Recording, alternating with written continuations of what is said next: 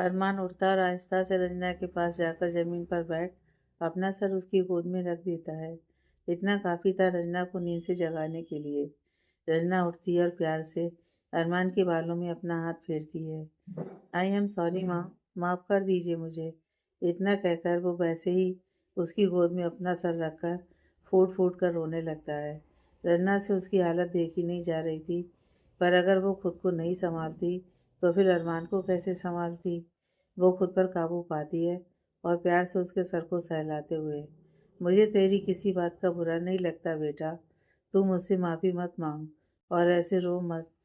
माफ़ी तो मुझे तुमसे मांगनी चाहिए, मेरी वजह से तेरी ज़िंदगी खराब हो गई। और साथ ही साथ कल्पना की।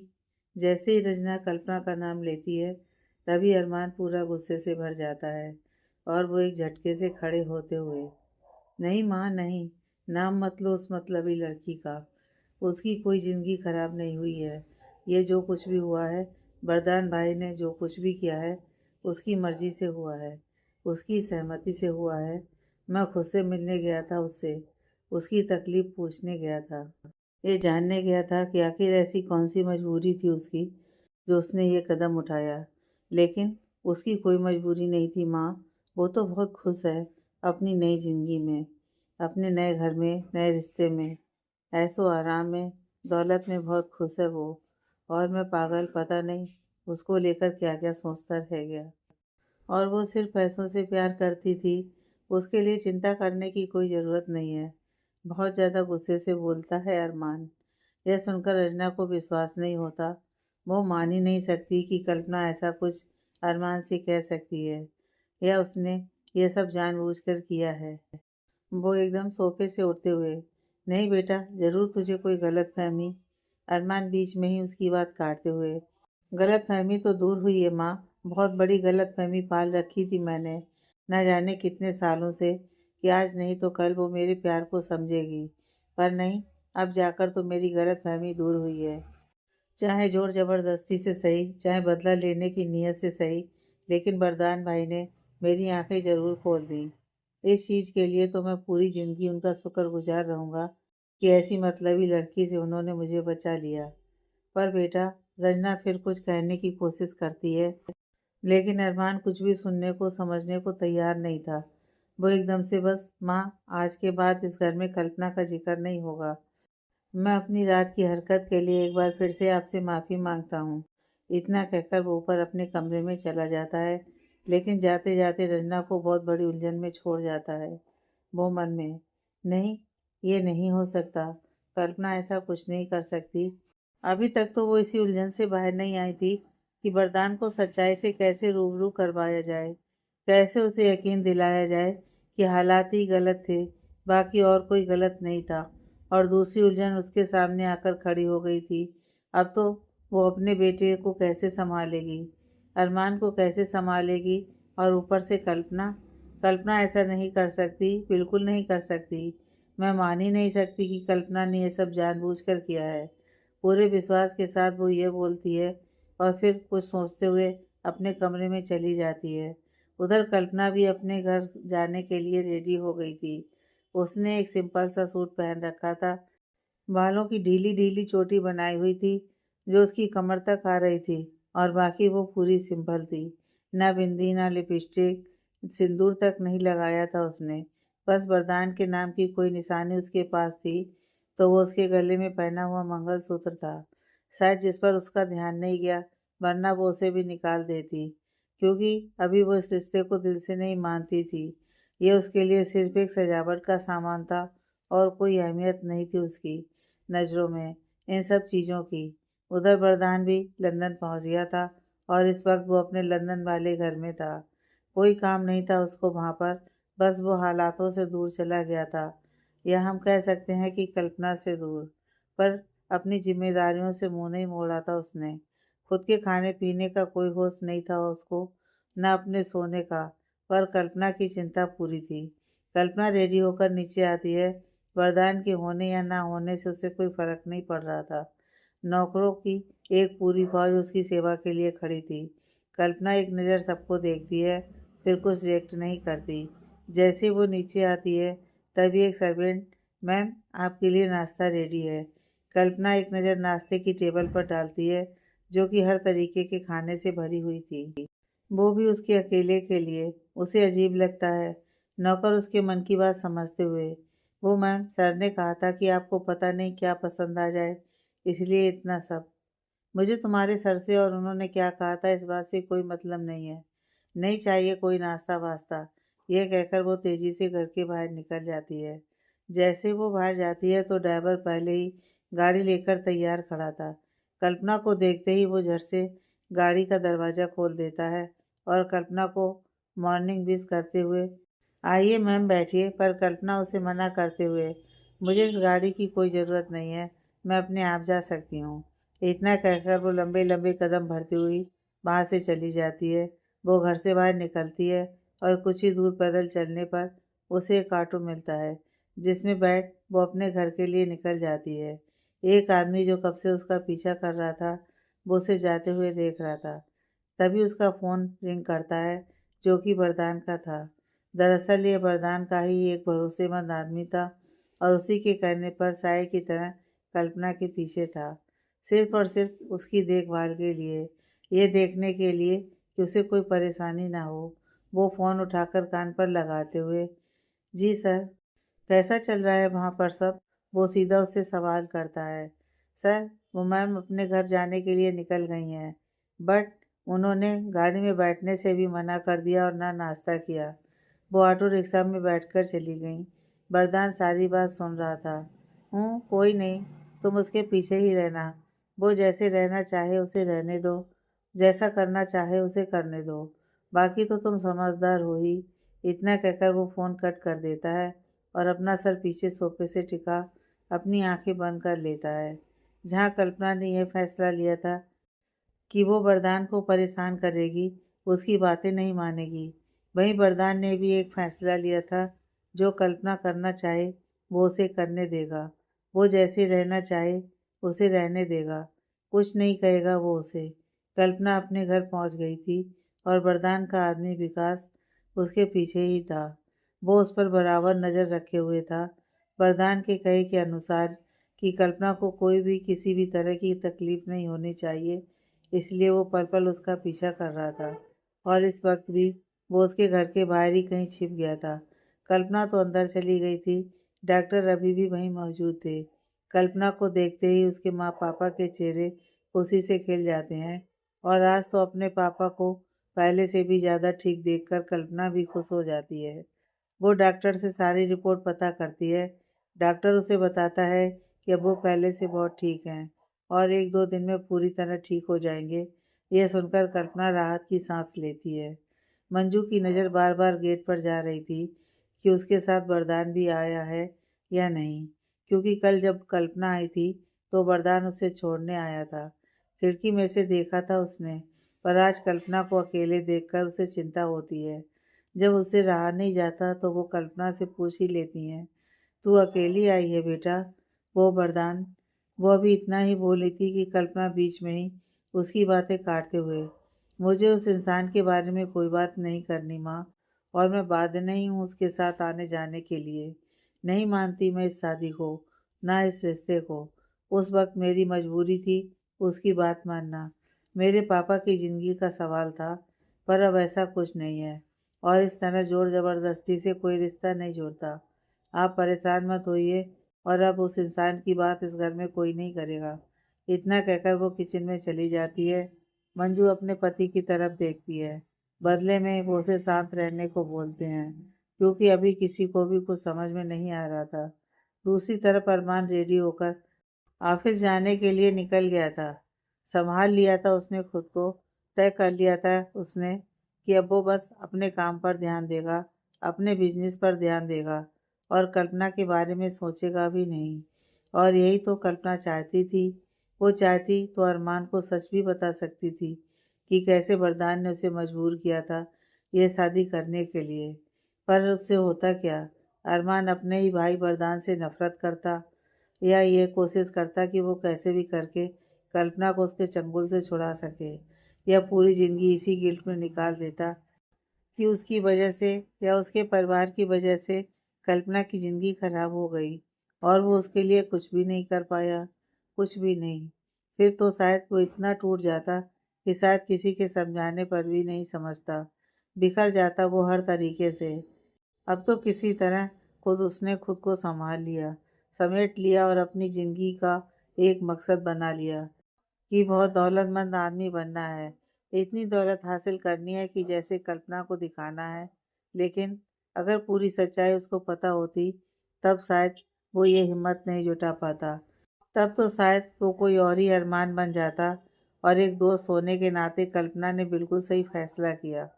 उसने सोच लिया था कि उसकी ज़िंदगी के साथ जो होना था वो हो चुका है, लेकिन अब वो अपने दोस्त की ज़िंदगी तो बचा सकती है ना। और यही उसने किया। जो वो चाहती थी ठीक वैसा ही हुआ।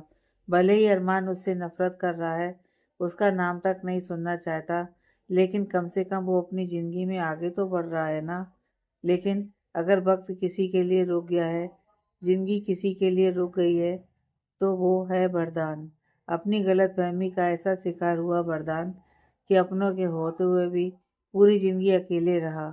और अब अपना बदला भी उसने ले लिया, लेकिन फिर भी चैन नहीं मिला उसे। और मिलता भी कैसे, क्योंकि उनकी कोई गलती ही नहीं थी। अपने परिवार को दुख तकलीफ पहुंचाकर भला वो कैसे खुश हो सकता था। उसके साथ कमी ये रही कि कभी उसे कोई सही समझाने वाला नहीं मिला, कोई गाइड करने वाला नहीं मिला। विनोद और रचना हालातों में ऐसे उलझे कि वरदान को कैसे और किस तरीके से संभालना है, ये दोनों को एहसास ही नहीं हुआ। और जब तक एहसास हुआ, तब तक वक्त बहुत आगे निकल चुका था। वरदान बहुत बदल चुका था। जो वरदान मासी माँ कहता नहीं थकता था, वो वरदान रचना की शक्ल तक नहीं देखना चाहता था। लेकिन आज वो ये सब नहीं सोच रहा था, अपनी माँ के बारे में नहीं सोच रहा था। ये पहली बार था कि ज़िंदगी में उसने कभी कुसुम के अलावा किसी और के बारे में सोचा हो। और वो थी कल्पना। जो उसने किया, कल्पना को मजबूर करके उससे शादी करना, वो भी अपने बदले के लिए। एक तरीके से उसने कल्पना को बिना गलती की सज़ा दी। बस यही बात उसे अंदर ही अंदर कचोट रही थी, उसे परेशान कर रही थी। और अब उसे समझ नहीं आ रहा था कि वो कैसे उसका सामना करे। बस वो यही सब सोच रहा था। उधर इंडिया में अरमान तो ऑफिस चला गया था और विनोद किसी काम से शहर से बाहर गया हुआ था। लेकिन रचना अभी भी इसी वाक़े में उलझी हुई थी कि कल्पना ने ये सब जानबूझकर किया। उसका दिल मानने को तैयार नहीं था। इसलिए उसने फैसला किया कि वो एक बार तो कल्पना से ज़रूर मिलेगी। उधर लंदन में वरदान अभी भी अपनी आंखें बंद किए अपना सर पीछे सोफे से टिकाकर बैठा था। ठीक उसी वक्त एक लड़की जो कि 20-22 साल की होगी, वो पीछे से आकर वरदान की आंखों पर अपने दोनों हाथ रख देती है। यह देखकर वरदान के होठों पर मुस्कान बिखर जाती है। वो उसके हाथ पकड़ते हुए, बस बस, मुझे पता है कि तुम ही हो। इस घर में तुम्हारे अलावा कोई और है क्या? यह सुनकर उस लड़की का, जिसका नाम वैदेही था, उसका मुंह बन जाता है। और वो मुंह बनाते हुए, मैं आपसे बहुत नाराज हूँ। इस बार आप बहुत दिनों में आए हो। आपको पता है ना कि आपके सिवा मेरा इस दुनिया में कोई नहीं है। कितनी अकेली हो जाती हूँ मैं, पर आपको कोई फर्क नहीं पड़ता, है ना? वो वरदान से शिकायत करते हुए बोल रही थी।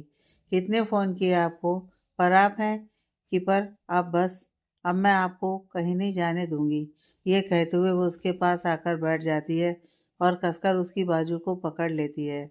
वरदान एक नज़र उसकी तरफ देखता है, फिर अपनी गर्दन झुकाते हुए, मैंने शादी कर ली वैदेही।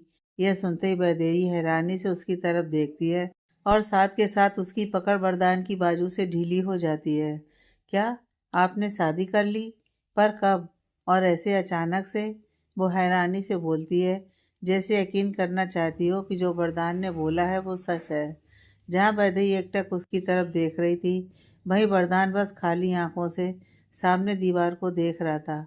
या हम कह सकते हैं कि उसकी आंखों के सामने कल्पना का चेहरा घूम रहा था। वो कल्पना के बारे में सोचते हुए, हाँ मैंने शादी कर ली। ये सुनते ही वैदेही का दिल एकदम से टूट जाता है, यहाँ तक कि उसकी आंखों में हल्की सी नमी तैर जाती है। पर वो झट से अपनी भावनाओं पर काबू पाती है और अपने होठों पर मुस्कान सजाते हुए, आपने शादी कर ली और मुझे बताया भी नहीं? और आप अकेले ही आए, अपनी वाइफ को साथ क्यों नहीं लाए? वो मुस्कुराते हुए बोल रही थी, लेकिन अंदर से दिल रो रहा था उसका। उसके दिल पर क्या बीत रही थी ये तो बस वही जानती थी। और वो ये जानना चाहती थी कि आखिर वरदान ने ऐसे कैसे शादी कर ली। पर वरदान उसकी किसी बात का जवाब नहीं देता, बस वो अपना सर झुकाकर बैठा रहता है। वैदेही अच्छे से समझ रही थी उसकी हालत, क्योंकि इस पूरी दुनिया में इस वक्त अगर कोई वरदान को समझाता था, अगर कोई असली वरदान को जानता था, तो वो बस वैदेही थी। वो वरदान को अच्छे से जानती थी कि जब वो किसी बात को लेकर परेशान होता था, तब वो ऐसे ही बिना कुछ बोले गर्दन झुकाकर बैठ जाता था। वैदेही उसके कंधे पर हाथ रखते हुए, एक काम कीजिए, पहले आप फ्रेश हो जाइए, फिर बात करते हैं। यह कहते हुए वो वहाँ से उठ जाती है और अपने कमरे में चली जाती है और अंदर जाते ही बिस्तर पर गिर जाती है। कब से रुके हुए उसके आंसू बह जाते हैं और तकिए को भिगोने लगते हैं।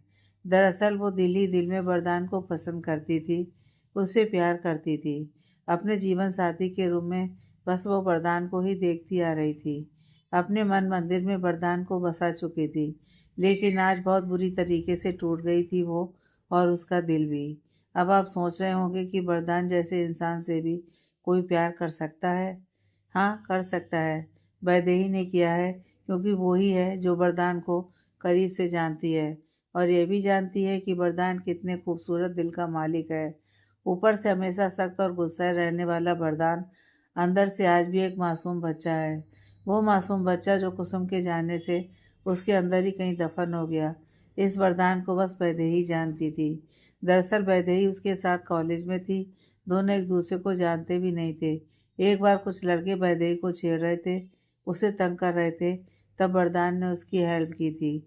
उस वक्त दोनों में दोस्ती हुई थी।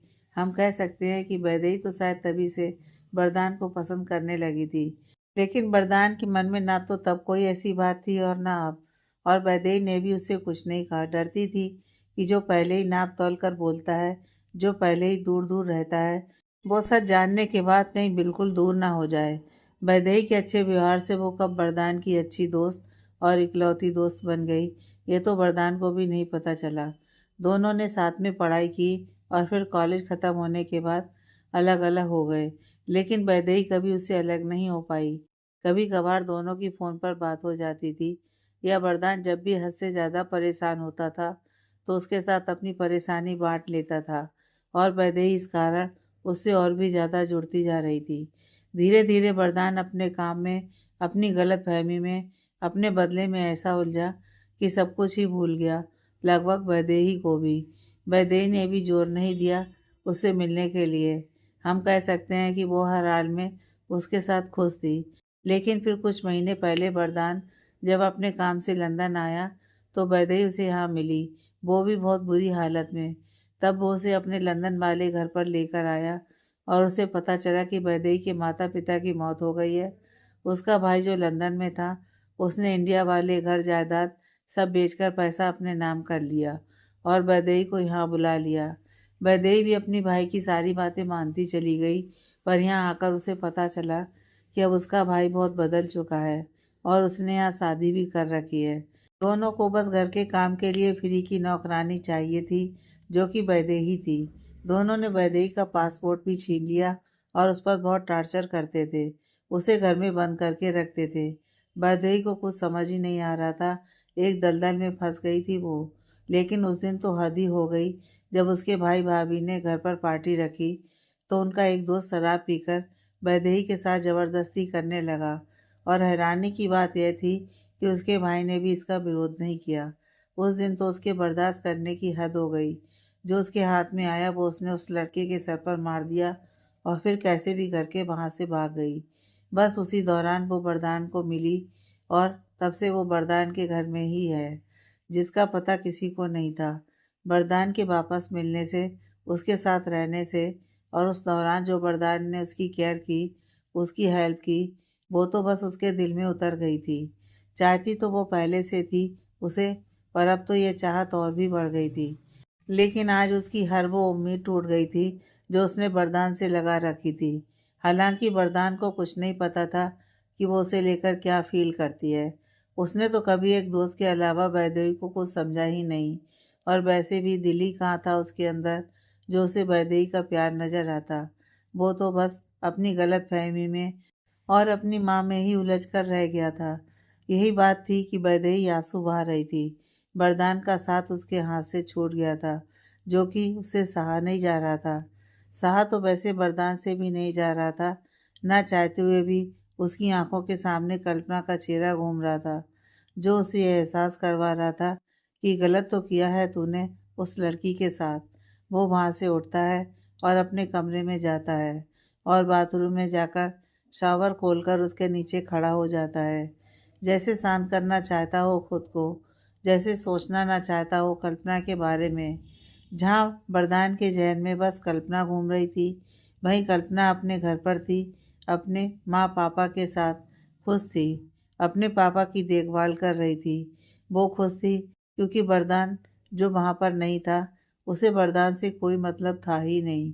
और उसकी खुशी का एक कारण यह भी था कि अब उसने सोच लिया था कि वो वरदान के घर नहीं जाएगी, अपने ही घर पर रहेगी। कम से कम जब तक वरदान वापस नहीं आता, तब तक तो बिल्कुल वापस नहीं जाएगी वो। और जब वो वापस आएगा, तब वो उसे इस हद तक परेशान करेगी कि वरदान खुद ही उसे छोड़ देगा। वो घड़ी में टाइम देखती है और फिर बैंक जाने लगती है अपनी जॉब के लिए। मन में मिस्टर वरदान ओबराय इतना बड़ा बिजनेसमैन और उसकी वाइफ एक मामूली बैंक में काम करने वाली, ये तो बहुत गलत बात है। तुम्हारी रेपुटेशन की तो धज्जियां उड़ जाएंगी। जब तुमने मेरे पापा की रेपुटेशन के बारे में नहीं सोचा, तो मैं तुम्हारे बारे में क्यों सोचूं? नहीं, बिल्कुल नहीं। मैं वो हर काम करूंगी जिससे तुम्हारे मान सम्मान पर बात आए। मन ही मन यह सब सोचते हुए वो बैंक जाने के लिए निकल जाती है। वरदान का आदमी विकास, जो उसके घर के बाहर ही छिपा हुआ था, वो भी उसके पीछे जाता है। उधर वरदान ना जाने कितनी देर तक भीगता रहता है और वैदेही कितनी देर तक आंसू बहाती रहती है। पर फिर अगले ही पल उसे वरदान का ख्याल आता है। उसे याद आता है कि वरदान कितना परेशान है किसी बात को लेकर। और जाहिर सी बात है, जब तक वो जोर देकर उससे पूछेगी नहीं, तब तक वरदान उसे कुछ बताएगा नहीं। वो एकदम से उठती है और अपने आंसू साफ करते हुए, नहीं, मैं ऐसे वरदान को परेशानी में नहीं देख सकती। तो क्या हुआ, वो मुझसे प्यार नहीं करता? मैं तो करती हूँ ना उससे प्यार। और फिर हर चीज़ से पहले वो मेरा दोस्त है। मैं जान कर रहूँगी कि आखिर वो इतना परेशान क्यों है। वो खुद से ही बोल रही थी। फिर वो उठती है और अपना चेहरा वॉश करती है और नीचे किचन में चली जाती है वरदान के लिए कुछ बनाने, क्योंकि वो जानती थी कि उसने कुछ नहीं खाया होगा। जब भी वो परेशान होता है तो पहले खाना पीना ही छोड़ता है। वो फटाफट से उसके लिए कुछ बनाने लगती है। उधर वरदान भी अब शावर लेकर बाहर आ गया था और कपड़े पहन रहा था। तभी उसका फ़ोन रिंग करता है, जो कि विकास का था।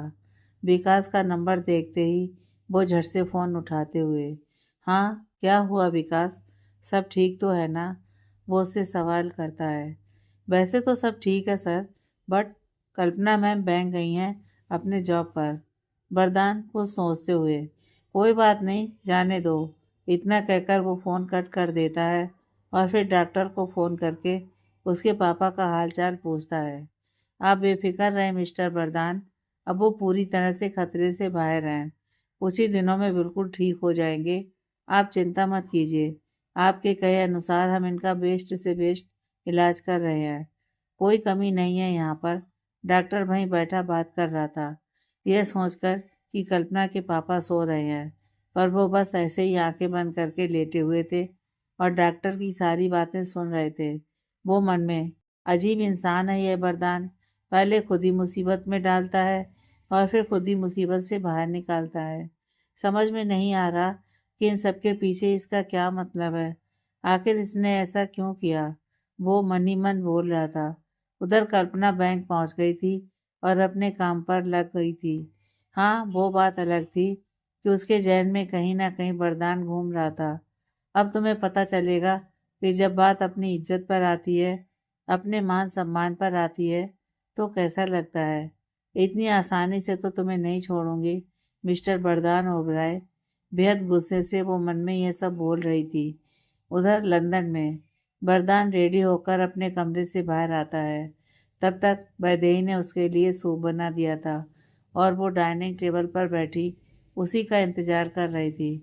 वरदान जैसे ही कमरे से बाहर आता है, तभी वैदेही मुस्कुराते हुए गर्मा गर्म सूप रेडी है वरदान, आ जाओ। वरदान कुछ कहने वाला होता है, तभी वैदेही, प्लीज वरदान, अब आप ये मत कहना कि आपका कुछ भी खाने पीने का मन नहीं है। मैंने इतने प्यार से और इतनी मेहनत से सूप बनाया है, ये आपको पीना ही पड़ेगा। मैं कोई भी बहाना नहीं सुनूंगी। एक वैदेही ही तो थी जो उसके ऊपर यूं हक जताती थी, अपनापन जताती थी, जो उसके साथ जबरदस्ती करके उसको कैसे भी करके खाना खिला देती थी।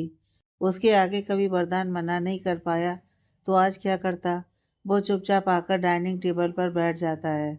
वैदेही सूप वाला बाउल उसके सामने रख देती है, फिर दोनों सूप पीने लगते हैं। वैदेही चाहती थी कि वरदान खुद ही अपनी परेशानी, अपनी समस्या उसके साथ शेयर करे, लेकिन वरदान ऐसा कुछ भी नहीं कर रहा था। वो सिर्फ खामोशी से सूप पी रहा था। वहाँ पर इतनी खामोशी थी कि घड़ी की टिक टिक भी साफ सुनाई दे रही थी। वैदेही एकदम से बातों का दौर शुरू करते हुए, मैं आपसे बहुत ज़्यादा नाराज़ हूँ।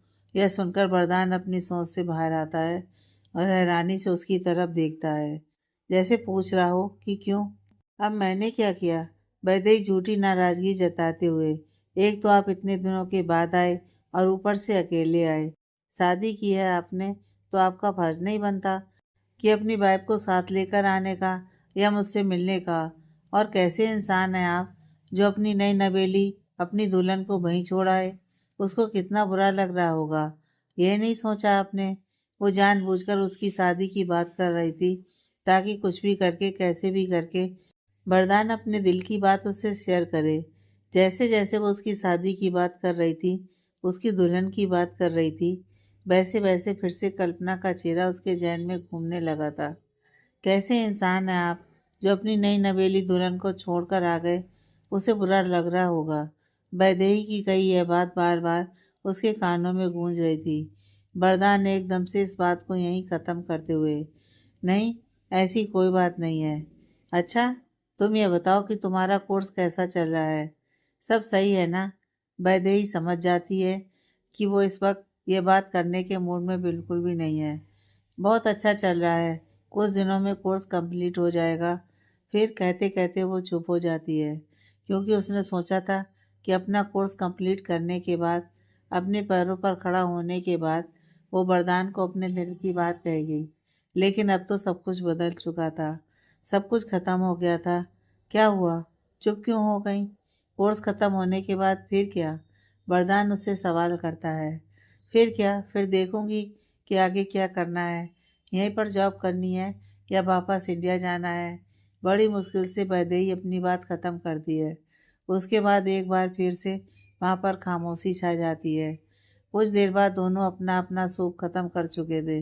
वैदेही तो वहाँ से उठकर किचन में चली जाती है और वरदान बाहर गार्डन में जाकर सिगरेट की कस भरने लगता है। कुछ देर बाद हाथ में 2 कप कॉफ़ी के लिए वैदेही उसके पास जाती है और कॉफ़ी का 1 कप उसकी तरफ बढ़ाते हुए, अब जोर ज़बरदस्ती करके आपसे पूछना पड़ेगा कि ऐसी कौन सी बात है जो आपको इतना परेशान कर रही है, जिसका आपके पास कोई भी जवाब नहीं है, जिसके बारे में आप बिल्कुल भी बात नहीं करना चाहते। वैदेही को उसके बारे में सब कुछ पता था। सब कुछ बताया था वरदान ने उसको अपनी माँ की मौत के बारे में, फिर अपनी मासी का धोखा देना, अपने पापा का बदल जाना और उस बच्चे का सबके होते हुए अकेला हो जाना। सब चीज़ जो जो उसको गलत फहमी थी, वो सब उसने वैदेही के साथ शेयर किया था। और उसका अतीत जानकर तो वो उसके साथ और भी ज़्यादा जुड़ गई थी। लेकिन हाँ, वो उसको ये बात ज़रूर समझाती थी कि ज़रूरी नहीं है कि जो आपने देखा या जो आपने सुना वही सही हो। कभी कभी जो हम देखते हैं या सुनते हैं, ज़रूरी नहीं कि वो सच हो। लेकिन वरदान मानने को तैयार नहीं था। इसके बाद वो एक गहरी सांस लेकर धीरे धीरे करके उसे पूरी सच्चाई बताता है कि कैसे उसने कल्पना को ब्लैकमेल करके उससे ज़बरदस्ती शादी की, सिर्फ और सिर्फ रंजना से बदला लेने के लिए।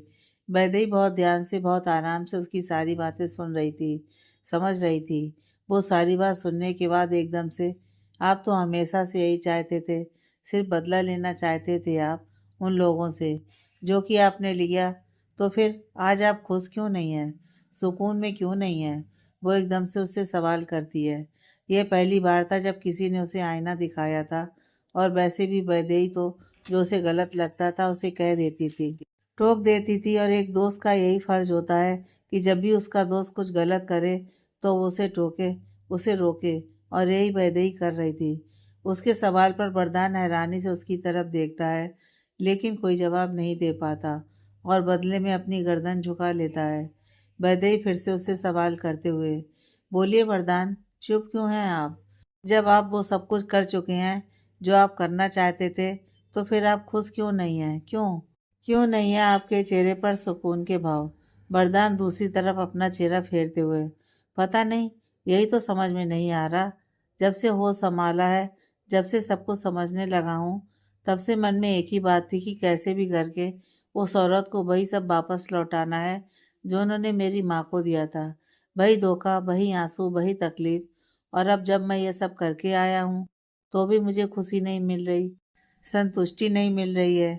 मुझे ऐसा लग रहा है कि जैसे बहुत बड़ा अनर्थ हो गया है मेरे हाथों। जानती हो वैदेही, मैंने पूरी जिंदगी अकेले काट दी अपनी, लेकिन फिर भी मुझे ऐसा लगता था कि मेरी माँ कहीं ना कहीं मेरे साथ है, मुझसे जुड़ी हुई हैं, वो मुझे छोड़कर कहीं नहीं गई हैं। लेकिन सच कहूँ, जब से मैंने ये सब किया है, तब से ना मैं बहुत अकेला फील कर रहा हूँ। तब से मुझे ऐसा लग रहा है जैसे मेरी माँ भी मुझसे दूर हो गई हैं, शायद वो भी रूठ कर मुझसे दूर चली गई हैं। कहीं सच में मैंने कुछ गलत तो नहीं कर दिया? धीरे धीरे उसके दिल में दबी बातें बाहर आने लगी थी। वैदेही बहुत अच्छे से उसकी बात समझ रही थी, सुन रही थी। सब कुछ गलत करने के बाद आप पूछ रहे हैं कि आपने कुछ गलत तो नहीं कर दिया? मैंने आपसे पहले भी कहा था वरदान, कि कभी कभी जो हम देखते हैं, जो हम सुनते हैं, वो सच नहीं होता। हो सकता है कि सच्चाई कुछ और हो और आपने कुछ और समझ लिया हो। माना कि गलतफहमी किसी को भी हो जाती है, और उस वक्त आप बहुत छोटे थे, आपकी उम्र नहीं थी इन सब चीज़ों को समझने की। लेकिन चलो ठीक है, आपको गलतफहमी हो गई, लेकिन आपने कभी उस गलतफहमी को दूर करने की या सच्चाई जानने की कोशिश भी नहीं की। मैं कभी आपके परिवार से नहीं मिली, हमेशा आपके मुंह से सुना है। लेकिन जानते हैं, फिर भी मेरा दिल नहीं मानता कि ऐसा कुछ हुआ होगा। और फिर आप खुद सोचिए ना, अगर यह सब सच होता तो आज आपकी माँ बहुत खुश होती, आप भी बहुत खुश होते। लेकिन आप कहीं से भी खुश नहीं हैं, और सबसे ज़्यादा गलत तो आपने अपने भाई और उस लड़की के साथ किया है जिससे आपने ज़बरदस्ती शादी की है। मैं उन दोनों को नहीं जानती, लेकिन जितनी सच्चाई आपके मुंह से सुनी है, सोचिए ना, उनके भी अरमान होंगे, कुछ सपने होंगे, जिन्हें आपने चकनाचूर कर दिया वरदान। सच कहते हैं, बदले की भावना बहुत बेकार होती है।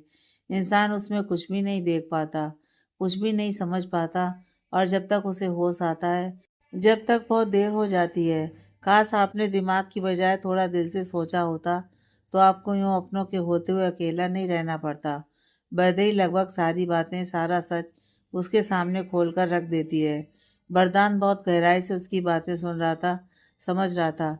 अचानक से उसकी आंखों के सामने वही पल घूम जाता है, वो अपनी माँ का विनोद और रचना के सामने रो रो कर हाथ जोड़ना, गिड़गिड़ाना कि मेरी बात मान लीजिए, ऐसा मत कीजिए। विनोद का उस पर चिल्लाना। और फिर वरदान ने जब अपनी माँ को देखा, तो सीढ़ियों से नीचे गिरा हुआ देखा। सारा घटनाक्रम एक के बाद एक उसकी आंखों के सामने घूम गया था, और एक बार उसके गुस्से को हवा दे गया था।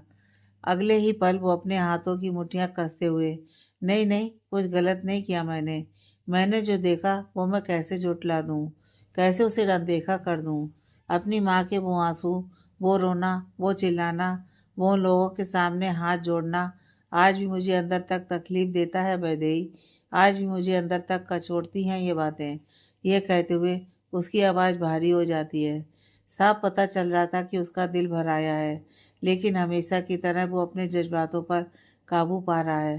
कहना बहुत आसान है वैदेही, कि कभी कभी ऐसा नहीं होता, कभी कभी वैसा नहीं होता, लेकिन जिस पर गुजरती है ना, उसे पता चलता है कि कैसा होता है, कैसा नहीं होता। इतना कहकर वो वहाँ से चला जाता है, क्योंकि वो वैदेही के सामने कमज़ोर नहीं पड़ना चाहता था। वैदेही बस उसे जाते हुए देखती रह जाती है, और उसकी आंखों में नमी तैर जाती है। काश आप समझ सकते वरदान, कि आपके हाथों से गलत तो हुआ है। आपने उन सब की ही नहीं, अपनी ज़िंदगी भी खराब की है, और साथ में मेरी भी। अगर आज आप यूँ किसी से ज़बरदस्ती शादी ना करते, तो एक ना एक दिन मेरे होते, मेरे प्यार को समझते। आप नहीं जानते कि आप मेरे लिए क्या हैं। मैं कितना प्यार करती हूँ आपसे। काश मैंने भी वक्त रहते अपने प्यार का इजहार किया होता तो शायद आज कहानी कुछ और होती। पर अफसोस, एक नेक दिल इंसान मेरी किस्मत में नहीं है। यह कहते हुए उसकी आंखों से आंसू बह जाते हैं और वो रोते हुए अपने कमरे में चली जाती है। जहाँ वरदान ने अपने बदले की आग में जलकर लगभग अपना सब कुछ खत्म कर लिया था, सब कुछ खराब कर लिया था, तो वहीं अरमान अरमान भी अब इस बदले की आग में जल रहा था। उसे कल्पना पर बहुत गुस्सा आ रहा था। कहने के लिए उसने कह दिया था कि अब वो कल्पना के बारे में नहीं सोचेगा, उसका जिक्र भी नहीं करेगा। लेकिन नहीं, वो चाह कर भी ये सब नहीं कर पा रहा था। वो बैठा जरूर अपने केबिन में था, ध्यान उसका लैपटॉप पर था, लेकिन कहीं ना कहीं कल्पना उसके जहन में घूम रही थी। अगले ही पल वो गुस्से से अपना लैपटॉप बंद करते हुए, नहीं, नहीं कल्पना, वरदान ओबराय नहीं, इतनी आसानी से नहीं। मेरे जज्बातों के साथ खेलकर तुम इतनी आसानी से नहीं बच सकती। जानती थी ना तुम, बहुत अच्छे तरीके से जानती थी कि मैं कितना प्यार करता हूँ तुमसे। तो उसके बाद भी तुमने मेरे साथ ये सब किया। इतने सालों से तुम मुझे छल रही थी और मैं बेवकूफ़ पता नहीं क्या क्या समझ बैठा था। और अब तुम चाहती हो कि तुम एक आराम से ऐसो आराम की ज़िंदगी जियोगी, एक लग्जरी लाइफ जियोगी, मेरी ज़िंदगी खराब करके अपनी ज़िंदगी संभालने चली हो। कल्पना ओबराय, वो गुस्से से दांत भींचते हुए बोलता है। लेकिन नहीं, इतनी आसान और इतनी खूबसूरत ज़िंदगी नहीं रहने दूंगा मैं तुम्हारी। तुमने मुझे वो बनने पर मजबूर किया है जो मैं कभी बनना नहीं चाहता था। मिस्टर वरदान ओबराय, आज तक तो मैंने तुम्हें अपना भाई माना था, लेकिन अब पानी सर से ऊपर चला गया है और बहुत देर हो चुकी है हमें एक तरफ से रिश्ता निभाते निभाते। बहुत शौक है ना तुम्हें बदला लेने का, दुश्मनी निभाने का। तो अब मैं तुम्हें बताऊंगा कि दुश्मनी कैसे निभाते हैं, बदला कैसे लेते हैं। Just wait and watch. वो बेहद गुस्से से ये सब सोच रहा था और फिर अगले ही पल वो किसी को फ़ोन करते हुए, पता करो इस वक्त कल्पना कहाँ है, जितनी जल्दी हो सके उतनी जल्दी मुझे उसके बारे में बताओ। गुस्से से भरे हुए अरमान को कुछ समझ ही नहीं आ रहा था, ना सही ना गलत। अपने गुस्से में वो कुछ भी नहीं देख पा रहा था। इतनी नफरत पैदा हो चुकी थी उसके मन में कि अब सही गलत सोचने का टाइम निकल चुका था। हर चीज़ से अनजान कल्पना अपना काम कर रही थी। जितना उसने सोचा था उतना आसान नहीं था यह सफ़र। इतना आसान नहीं था वरदान की ज़िंदगी से बाहर जाना। अभी तक तो किसी को यही नहीं पता था कि उसकी शादी हो चुकी है, और शादी भी किससे? वरदान ओबराय से, जो एक झटके में इस बैंक को खरीदने का दम रखता है जहां कल्पना नौकरी कर रही थी। उसे तो ये था कि अरमान का चैप्टर क्लोज हो गया है, लेकिन नहीं, यहाँ तो एक नया अध्याय शुरू होने वाला था। नफ़रत का अध्याय। वरदान की अपने घर वालों से नफ़रत का, कल्पना का वरदान से नफ़रत का, और अरमान का कल्पना से नफ़रत का। पता नहीं ये नफ़रत इन सबको कहाँ लेकर जाएगी। नफ़रत का ऐसा सफ़र शुरू हुआ था जिसमें मोहब्बत दूर दूर तक नहीं थी। कुछ ही देर में अरमान को यह पता चल जाता है कि कल्पना इस वक्त बैंक में है। पहले तो उसे इस बात की हैरानी होती है कि इतने अमीर आदमी से शादी की है इसने, और पैसों के लिए शादी की इसने, तो फिर भी ये अपनी एक मामूली सी नौकरी क्यों कर रही है। अब उसे सच्चाई का तो दूर दूर तक अंदाजा नहीं था कि आखिर चल क्या रहा है और क्यों कल्पना ने वरदान से शादी की। लेकिन फिर भी वो इस बात को नज़रअंदाज करते हुए, होगी इसमें भी उसकी कोई चाल, यह लड़की बिना मतलब तो कुछ कर ही नहीं सकती। इतनी आसानी से तो मैं तुम्हें छोड़ने वाला नहीं हूँ कल्पना ओबराय। यह कहता हुआ वो अपने ऑफिस से बाहर निकल जाता है और सीधा जाता है कल्पना के पास। दूसरी तरफ वरदान अपने जज्बातों से जूझता हुआ, अपनी भावनाओं पर काबू पाता हुआ, वो अपने कमरे में आ जाता है और बिस्तर पर गिर जाता है। आज ना चाहते हुए भी वो फिर से अतीत की उन गलियों में भटकने लगा था जहाँ वो वापस जाना नहीं चाहता था। बहुत कोशिश कर रहा था वो सब याद ना करने की, लेकिन फिर भी उसे वही सब चीज़ें याद आ रही थीं, और ऊपर से वैदेही की कही बातें, उसके किए सवाल, वो भी उसे अंदर ही अंदर परेशान कर रहे थे। लेकिन एक शख्स और था जो आज अतीत की गलियों में भटक रहा था, और वो थी रंजना। वो भी यही सब सोच रही थी कि आखिर उनसे चूक कहाँ हो गई, कहाँ उसने वरदान को खो दिया, क्यों छोड़ दिया उसने उसको। आज एक बार फिर वो भी मजबूर हो गई थी उन गलियों में भटकने के लिए जहाँ वो कभी वापस जाना नहीं चाहती थी। उसे याद आता है कि कैसे उसकी माँ ने जबरदस्ती उसकी और विनोद की शादी करवा दी थी, सिर्फ और सिर्फ कुसुम का वादा पूरा करने के लिए, उसको दिया हुआ वचन पूरा करने के लिए। हालांकि ना तो विनोद ये शादी करना चाहता था और ना ही रंजना। रंजना ने फैसला किया था कि वो किसी से शादी नहीं करेगी और वरदान का एक माँ की तरह ख्याल रखेगी, लेकिन वो अपनी बहन का अधिकार नहीं लेगी। लेकिन उसकी माँ के सामने उसकी एक नहीं चली। उसकी माँ ने मरी हुई कुसुम का वास्ता दे देकर उसने विनोद और रंजना को इस कदर मजबूर कर दिया कि दोनों को शादी करनी पड़ी। उसे याद आता है कि जब तक उसकी शादी नहीं हुई थी विनोद से, तब तक फिर भी वरदान उसके पास थोड़ा बहुत आ जाता था, कुछ बातचीत कर लेता था। लेकिन जैसे ही उसने रंजना को अपनी माँ के रूप में देखा तो उसी पल वो उससे बेगाना हो गया, उससे दूर हो गया। और बात सिर्फ यहीं पर ख़त्म नहीं हुई। इसके बाद भी ऐसी बहुत सी चीज़ें हुई जिनसे उस नन्हे से वरदान के दिल पर इतने गहरे घाव हुए कि वो सबसे दूर होता चला गया। उसे याद आता है कि वो दिन जब वो शादी करके इस घर में आई थी तो वरदान गुमसुम सा अकेला सोफे पर बैठा हुआ था। रन्ना उसके पास जाकर उसे अपने सीने से लगाने वाली होती है, लेकिन वरदान उससे 2 कदम दूर होते हुए, नहीं आप मेरी मम्मा नहीं हो, आप सिर्फ मौसी हो, सिर्फ मौसी, माँ नहीं हो मेरी, दूर रहो मुझसे। उसकी बातें सुनकर विनोद, रंजना और रंजना की माँ तीनों हैरान रह गए थे। रंजना की माँ उसे समझाते हुए, ऐसा नहीं कहते बेटा, अब यही तुम्हारी माँ है। लेकिन वरदान किसी की बात सुनने को तैयार नहीं था। वो एकदम से, नहीं ये मेरी माँ नहीं है, मेरी माँ बस कुसुम माँ है, ये मेरी कोई नहीं है, पहली बार वरदान चिल्लाया था। उस वक्त पहली बार जिंदगी में विनोद ने उसे डांटा था। वो भी एकदम से चिल्ला पड़ा था उस पर कि ये कैसे बदतमीजी से बात कर रहे हो, और तुम, ये क्या तरीका है बात करने का, सॉरी बोलो अभी के अभी। उस वक्त पहली बार वरदान को यह महसूस हुआ था कि अब उसके पापा भी उसके नहीं रहे। कभी उससे ऊंची आवाज़ में बात न करने वाले उसके पापा आज उस पर इस कदर चिल्ला पड़े कि वरदान अंदर तक सहम गया। हालांकि विनोद अंदर ही अंदर परेशान था कुसुम के जाने से, वो भी टूट गया था। लेकिन वो ये नहीं समझ पाया कि जब वो इतना बड़ा होकर अभी तक संभल नहीं पाया है तो वरदान तो फिर एक मासूम बच्चा है, वो कैसे अपनी माँ के जाने के बाद संभल पाएगा।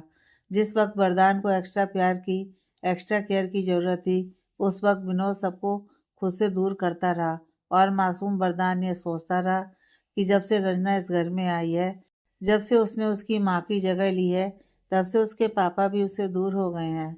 वरदान का उन दोनों से इस कदर मुंह मोड़ना, उन दोनों से दूर जाना रंजना और विनोद को करीब लाता जा रहा था, क्योंकि विनोद देख रहा था कि रंजना वरदान को अपनाने की, उसको समझने की कितनी कोशिश कर रही है, दिल से कोशिश कर रही है। लेकिन वरदान उतनी ही बदतमीजी से हर बार उसको मुंह तोड़ जवाब दे देता था।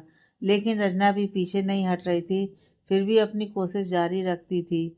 वो समझ ही नहीं पा रही थी आखिर वरदान को हो गया क्या, और उसकी कोशिश से देखकर, वरदान के प्रति उसका लगाव देखकर और उसकी अच्छाई देखकर विनोद कब रंजना के करीब चला गया उसे पता ही नहीं चला। और फिर जो कुछ भी हुआ उसमें रंजना की तो कोई गलती नहीं थी ना।